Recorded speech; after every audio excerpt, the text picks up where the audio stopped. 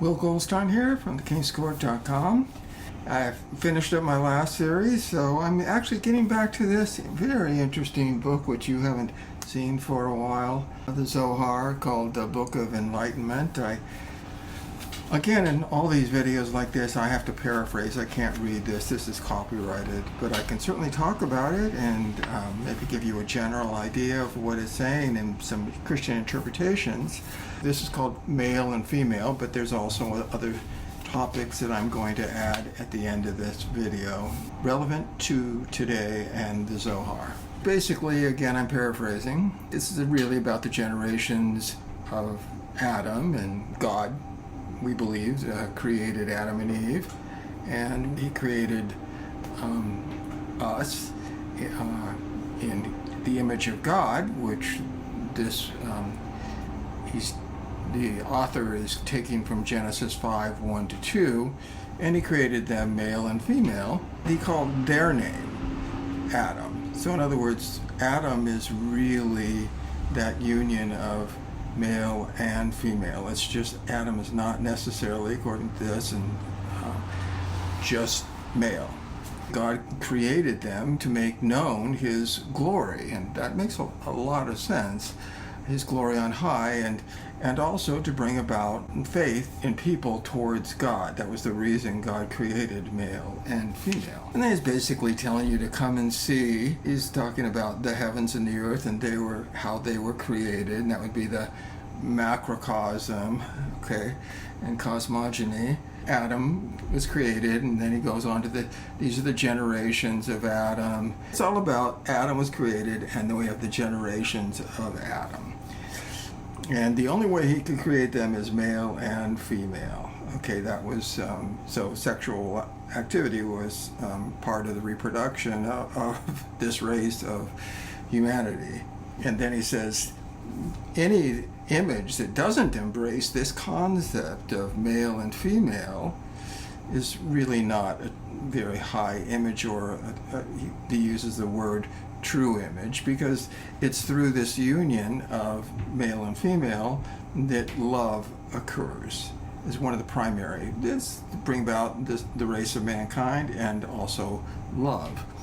And through this love, it's establishing the mystery of our Mishnah. The Blessed One only really places his abode where male and female are. Notice that from a Christian point of view, Jesus came to visit earth where male and female are. And that's where God is interested in, participating in, because that's his union with male and female. And that's where blessings are found.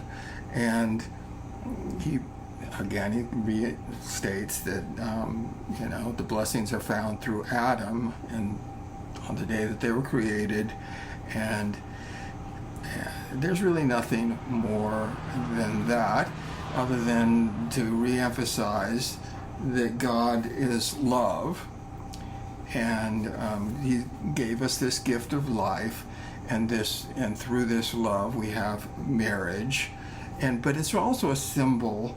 This marriage is a symbol between male and female, but it's also a symbol between humanity and God, and there's also a relationship between this marriage between heaven and earth. So then you could say, well, how does that apply? Well, in the Lord's Prayer, our Father who is in heaven, hallowed be thy name, thy kingdom come, thy will be done on earth as it is in heaven. On earth thy will be done, on earth as it is in heaven. A marriage of the heavens and the earth. This video is deviating a little bit here now to take off on that. So getting into some of the basics of the Zohar, again, to revisit this, the Zohar is really a discussion of the nature of God, the origin and structure of the universe. That's what's in the Zohar. The nature of souls, redemption, the relationship of the ego that is in darkness to the true self, which is the light of God. You can see where this taps into mysticism. That's why many mystics, as you'll find out in reading this, Christians were very influenced by the Zohar, and the story goes on. It's Zohar's foundational work in Kabbalistic literature. And there's a group of books, and includes commentaries on mystical aspects. It's a very mystical book, and the Torah and scriptural interpretations. Like I said, it's on mysticism, mythical cosmogony, and mystical psychology. Also, the reason why I'm doing this is, first of all, as you'll see as I go on with this, has always been an interest in the Zohar by Christians, and this, well, I'll get into this later, but goes way back. And so the next thing is, well, who wrote the Zohar? And this is very debatable even to present day. The issue is that Moses de Leon, who lived in 1250 to 1305, many people say that he, but not all, people say that he was a Spanish rabbi and a Kabbalist, and he's believed to be the author of this mystical work known as the Zohar. And it's the most important book of Jewish mysticism. And for several centuries after this book was widely read and discussed. It's mostly among Jews. I also believe that there will be, at the coming of the Messiah, a union of Judaism and Christianity when Judaism accepts Jesus as their Messiah. Its influence in the Jewish community was only really rivaled by the Hebrew Bible and the Talmud. This is just a small portion of the Zohar. The Zohar is huge. So this is just some highlights of the Zohar. So a little bit about Moses de Leon. He was born in Guadalajara, Spain. After about 30 years living there, he moved to Avila. Now, some people that already might bring up some interesting questions. Avila, where he lived the rest of his life. And he wrote some other mystical books, but he died at Avila in 1305 while returning to Avila. Now, so he lived from 1240 to 1305. Well, what do we know about Avila? Anyone who's a mystic would go instantly, Teresa of Avila, one of the most famous Christian mystics, Teresa of Avila, the same exact place. Now, isn't that just a coincidence? Now, the first question you might want to ask, well, who was first? Was Teresa first in Avila, or was Moses de Leon? And the answer is Moses de Leon was there. So did he perhaps have some influence on Teresa of Avila? Who knows? It's just interesting. It could be just coincidence, but who knows? Teresa of Avila lived from 1515 to 1582, a couple hundred years afterwards. But she was a Carmelite nun and prominent Spanish mystic and religious reformer. So there was a lot going in the mystical world in Spain at this time. And of course, we also know of John of the Cross, Spain again. So now, as to the matter of controversy about the Zohar and it being an original work by Moses de Leon, not everybody believes that. Some people believe that it dates back to the 2nd century and Rabbi Shimon Bar Yochai. This is what's really important, because this is a whole controversy. You can look it up on the internet if you want to. Moses de Leon wasn't famous at the time. There's two positions. One is that Moses de Leon wrote it. He wrote it as a surname, as he truly is, Rabbi Shimon Bar Yochai. Okay, so he's claiming that it is the writings of him. However, some people think that it really wasn't written in the 2nd century, that he really wrote it and he was just using that name in order to bring prominence to himself. Other people say that it actually was written by Rabbi Shimon Bar Yochai. So many people believe that Rabbi Shimon Bar Yochai is the author of the sacred Zohar, which means brilliance, containing mystic interpretations of the Torah, and the chief source of the Kabbalah. So it is the chief source of the Kabbalah. The universal Jewish tradition maintains that the Zohar was written by Rabbi Shimon Bar Yochai and his students around 170 to 200 CE. So that's what I said. There's a big controversy even today over who wrote this. Okay, that's a whole other thing for study. But and he is a second century hero of the Jewish people and favorite subject of legends. Messianic Jewish pioneer Chaim Yedidah Polak, I can't pronounce it, but from 1854 to 1916, believed that Rabbi Shimon Bar Yochai, also called Rashbi, was inspired by the Holy Spirit and the teachings of Yeshua.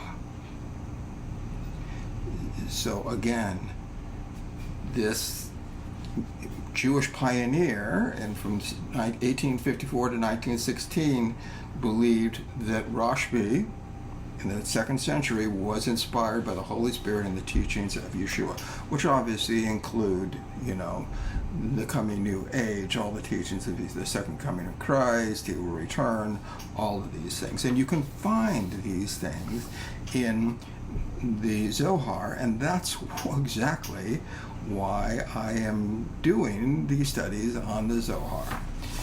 The Zohar is connected to the mystical, so it would be very connected to Hesychism, for example, in the Orthodox Church. The Zohar was popular among Christian readers, and through the Zohar, Moses de Leon left a powerful legacy on both Jewish and Christian tradition.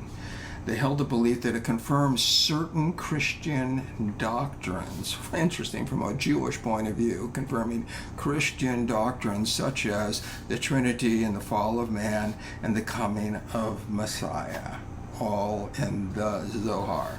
The Zohar became influential through the re-emphasis on mystical ideas in Hasidic Judaism and has recently found new readership, especially among the Kabbalah.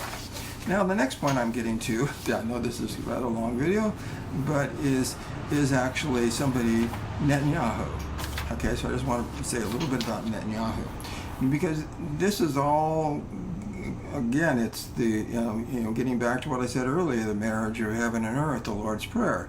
Well, how is this going to come about? Well, Netanyahu means God has given. So here I have a quote from Netanyahu. We are the people of light. Zohar, the Book of Enlightenment. Okay, can't make this stuff up. Okay, we are the people of light. They are the people of darkness. We shall realize the prophecy of Isaiah. Well, what does he mean by the prophecy of Isaiah when Netanyahu says that? Who, by the way, is a secular man. In Isaiah, I'm thinking he's referring to something along the lines of Isaiah 30, 27 to 33, and it's basically where Isaiah describes the destruction of the wicked that will take place at the Messiah's coming. And from a Christian point of view, of course, that's Jesus Christ's second coming, when the Lord comes from the distant heavens to cleanse the earth. Netanyahu is a secular Jew. Listen to this. He was told by a powerful religious figure, Rabbi Menachem Mendel Schneerson, the seventh Rebbe of the Chabad Lubavitch dynasty, that he would be Israel's last leader and hand the scepter to the Messiah. Now, isn't that amazing? That, what has he had, 6 terms or something like, I don't know, 6 or 7 terms, and he goes way back, but a secular man, and yet he was told by one of the most prominent religious leaders in the world, and in Judaism, way up there, that he was going to hand the scepter to the Messiah. Now, isn't that wild? So this Rabbi Menachem Mendel Schneerson is part of the Chabad Shadism system of religious philosophy that teaches an understanding and recognition of the Creator through the application of the 3 intellectual qualities, Shokma, which is wisdom, Bina, understanding, and Dot, which is knowledge. And these initials of these three Hebrew words form the word Shabbat. That's what this book is all about. Okay? That's exactly what this book is all about. And our now address back to Netanyahu that he made to Christians United for Israel. Prime Minister Benjamin Netanyahu told a Christian evangelical audience in Washington that they were Israel's best friends in the world. When I say we have no greater friends than Christian supporters of Israel, I know you've always stood with us, Netanyahu told the cheering crowd at Christians United for Israel's annual conference.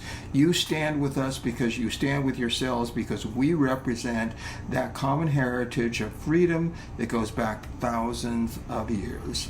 America has no better friend than Israel, and Israel has no better friend than America, Netanyahu continued. And Israel has no better friend in America than you.